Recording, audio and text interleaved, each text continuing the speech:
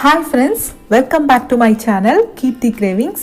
మీరు నా ఛానల్ని ఫస్ట్ టైం చూస్తున్నట్టయితే సబ్స్క్రైబ్ చేసి పక్కనే ఉన్న బెల్ ఐకాన్ని క్లిక్ చేయండి. ఎటువంటి పప్పులు కానీ బేకింగ్ సోడాను కానీ యూస్ చేయకుండా కేవలం 1 నిమిషంలోనే దోస పిండిని రెడీ చేసుకొని దోశలు ఎలా వేసుకోవాలో ఈరోజు ప్రాసెస్ చూద్దాం. దీనికోసం ముందుగా ఒక బౌల్ తీసుకొని అందులోకి 1 కప్పు బియ్యం పిండిని వేసుకోవాలి. బియ్యం పిండి మీరు సూపర్ మార్కెట్లో అలా కొన్నదైనా పర్వాలేదు, లేదా ఇంట్లో బియ్యాన్ని బాగా కడిగి ఆరబెట్టి దాన్ని మిక్సీ చేసుకున్నా పర్వాలేదండి. నేనైతే ఇక్కడ డైరెక్ట్గా బియ్యాన్ని తీసుకొని అది మిక్సీ చేసి పౌడర్ని వేసుకున్నాను. ఇది 1 కప్పు దాకా వేసుకొని ఎటువంటి ఉండలు లేకుండా ఒకసారి బాగా మిక్స్ చేసుకోవాలి. ఇలా మిక్స్ చేస్తే సరిపోతుంది, లేదా జల్లించుకొనైనా జల్లించుకోవచ్చు. తర్వాత ఇందులోకి పెరుగును వేసుకోవాలి. నేను ఇక్కడ కాస్త పులిసిన పెరుగును వేస్తున్నాను కాబట్టి 1/2 కప్పు వేస్తున్నాను.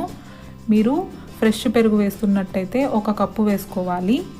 అలాగే 1/2 కప్పు నీళ్ళని పోసుకొని ఎటువంటి ఉండలు లేకుండా ఇలా బాగా మిక్స్ చేసుకోవాలి. చూసారు కదా, స్మూత్గా బాగా మిక్స్ అయిపోయింది. తర్వాత ఇందులోకి కాస్త ఉప్పును వేసి మరో 1/2 కప్పు దాకా నీళ్ళను వేసి దోసపిండి కన్సిస్టెన్సీలో దీన్ని బాగా మిక్స్ చేసుకోవాలి. దీంట్లో బేకింగ్ సోడా అలా ఏమీ వేయాల్సిన అవసరం లేదండి. ఇలా డైరెక్ట్గానే దోశలు పోసుకోవచ్చు. కన్సిస్టెన్సీ ఇలా ఉండేలాగా చూసుకోండి. మరీ థిక్గా ఉండకుండా కాస్త పల్చగా ఉన్నా పర్వాలేదు. ఇందులోకి నేను కాస్త కొత్తిమీరను వేస్తున్నాను. ఇది ఆప్షనల్ అండి.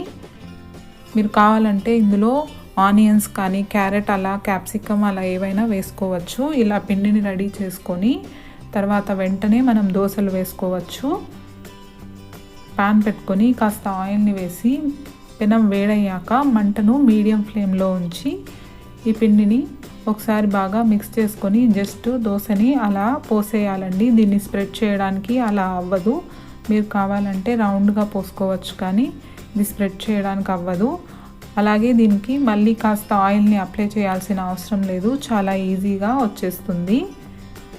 ఇలా తక్కువ ఆయిల్తో మనము కేవలం 1 నిమిషంలోనే దోసపిండిని రెడీ చేసుకొని చక్కగా దోశలు వేసుకోవచ్చండి. చూసారు కదా, చక్కగా బేకింగ్ సోడా లేకపోయినా దోశ రెడీ అయిపోయింది. ఇప్పుడు చట్నీ ప్రాసెస్ని చూద్దాం. దీనికోసం 1 కప్పు పల్లీలను తీసుకోవాలి. మంటను మీడియం ఫ్లేమ్లో ఉంచి పల్లీలను ఇలా లైట్గా కలర్ చేంజ్ అయ్యేదాకా వేపుకోవాలి.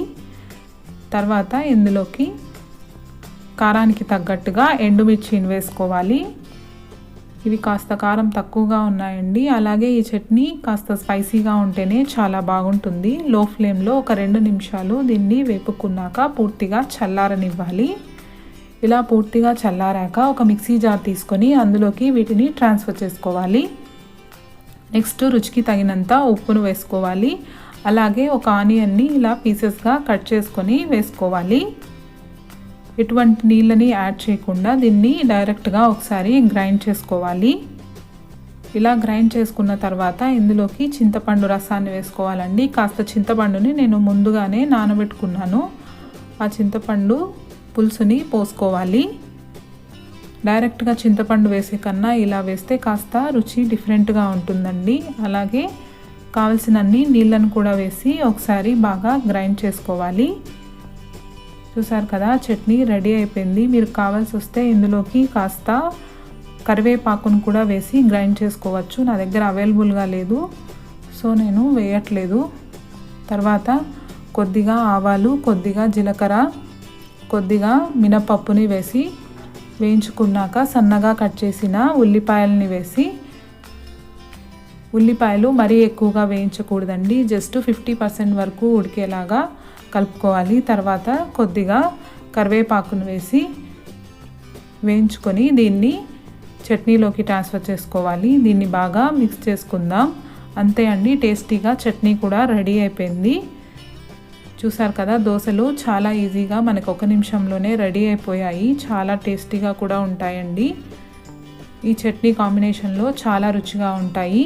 మీరు కూడా ఒకసారి తప్పకుండా ట్రై చేయండి. ఇలాంటి మరెన్నో రెసిపీస్ కోసం నా ఛానల్ని లైక్, షేర్, సబ్స్క్రైబ్ చేసి సపోర్ట్ చేయండి.